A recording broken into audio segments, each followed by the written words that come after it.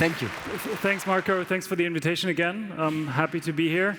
And I first sort of need to make a little correction because we've been introduced as a European bus operator. We're neither European, nor are we doing just buses, and we're certainly not an operator. So let me sort of get that right for you guys. What are we doing? I'd like to start off with a quick intro on what is the challenges in our markets. And if you look at what's happening in mobility, there's a few major themes. And one is typically pretty heavy capex. So whenever you buy vehicles, buses, trains, you need to invest a lot of money. And we try to get away from that a little bit. I'll explain that in a second. At the same time, you have pretty old-fashioned operators. So companies that think about it as sweating assets, as trying to optimize costs on their operation side, and don't really understand customers. And it's a pretty complex supply and demand matching problem. This is where all the new tech companies come in and try to make that better and get better utilization on these assets. At the same time, what happens is an increasing price transparency for customers. So you will see situations that customers have a lot better understanding around how much does it cost per minute, per kilometer to use mobility and to consume mobility in that sense. And we feel this is all trends that in the end help us for our business going forward. And if you look at that, what's happening, everybody pretty much focuses on the short distance problem. So everybody looks at urban mobility, the whole sort of ride-sharing platforms, et cetera. Everybody looks at that space. And that's where we feel pretty comfortable in a mid and long distance segment, where hardly any tech innovation is happening. And this is where we, with Flix, are coming in. So our competition would be rather state-owned rail companies, legacy corporate transportation companies, et cetera. And this is where we feel we're in a pretty good spot. And by the way, if you look at the market, it's a 500 billion opportunity in Europe alone. And this comes together looking at how many kilometers are passengers actually doing, which is over 2 trillion kilometers every year. So the typical guy in Europe would spend over 4,000 euros a year on long distance travel and would do that at a typical cost of over 20 cents per kilometer. Most of that is cars, so over 70% even on long distance travel is cars.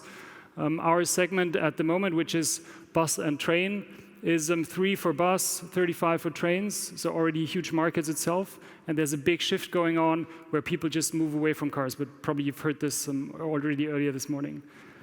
So what are we doing about this? We're really building a global mobility platform in a sense that we're building something that is a smart and green mobility. So we want to offer a best value for money product. It's very green around the whole environmental footprint for us is much stronger than any other mean of transportation. In Germany, we have a better carbon footprint than Deutsche Bahn even. We want to do this for everyone. So we're already today present across Europe. We just launched in the US. So we want to make this service available globally. And the whole thing is around the experience and in 2 ways. One is the experience that we deliver with our product, and the other one is that people would not necessarily want to sit on a car or want to sit on a bus or want to sit on a train, but they look for, in the end, the destination to visit friends, families, to get an experience out of their travel. And this is what we're trying to achieve, to create a trusted brand around these experiences.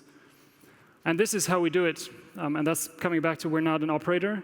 We don't own any assets, so we don't have any bus on our balance sheet. We don't employ any drivers. But we do this together with typical mid-sized private companies, family-owned businesses that do the operations for us, and we would concentrate on all the rest. So we do the network planning, all the scheduling around it, the marketing, all the sales. We've built the technology platform, and this is a key asset for us to make all the system work. And then, as I said, partner with companies out there who would do the operations for us. And this is how the business model works. So the customer comes to us, we're the face to the customer, and we share revenues with our partners. And in the end, we do this through a curated inventory. So it's all branded inventory out there. It's green buses that operate for us. And we built this on an integrated tech and data platform that we're operating and developing and continuously improving over time. And today, it's over 300 companies that work with us. These guys have invested over 600 million into their assets. Not to mention the driver pools that they built, existing infrastructure that we're using on top of what they have in their core business. And this is coming back to the point around transparency on cost. If you guys are running your own car, it will be somewhere between 35 cents per kilometer. And if you guys are running a sort of luxury car, it can easily go up. I see a few nods in the group. It can easily go up beyond €1 per kilometer. Even AV, so autonomous vehicles, is not going to bring that down significantly if you don't start to share it in a significant way. And we feel we're in a very strong position in terms of what is our cost position. And we've really managed also with the distributed production network with our partners to bring down our cost of production by a huge order of magnitude versus any other mean of transportation. And then talked about tech and how this is a big advantage for us. And I want to give you a few examples. We've built a proprietary network planning tool that helps us to manage the complexity.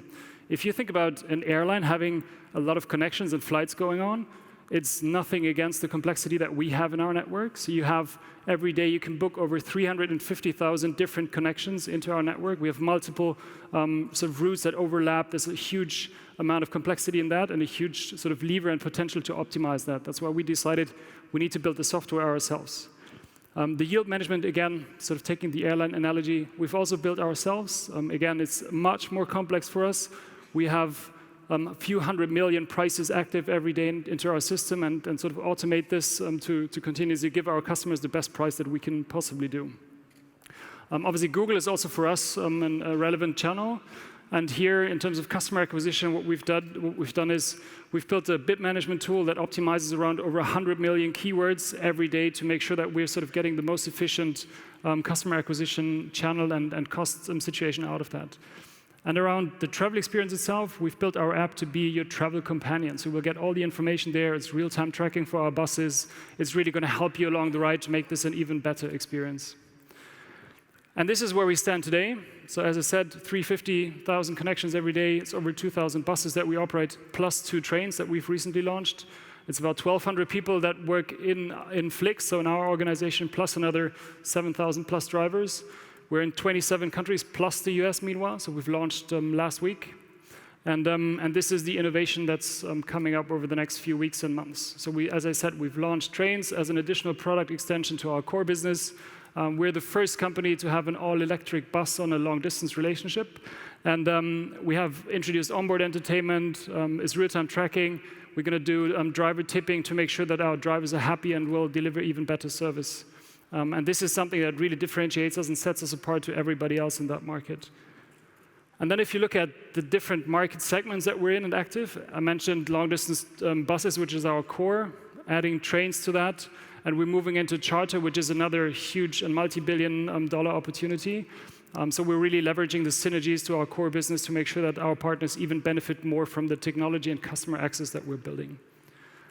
And this is what happened over the past few years. So we're coming out of Germany, since the market was deregulated here, have seen tremendous growth, have already been profitable on a German level in 2016, break even on a global level last year, will continue to be profitable and still grow at around 50%, and we'll sort of continue that ride globally. And to quickly sum this up, we feel we have a very scalable business model. We're already the leaders in a very massive mobility market. Europe, we're now tackling the US with strong, powerful network effects on what we've built technology-wise and offering-wise. We have a strong sort of growth potential in front of us, and we have very strong financials, so we're very happy to be in the position as of today. And this is what we're going to do, make the world green. Enjoy the conference.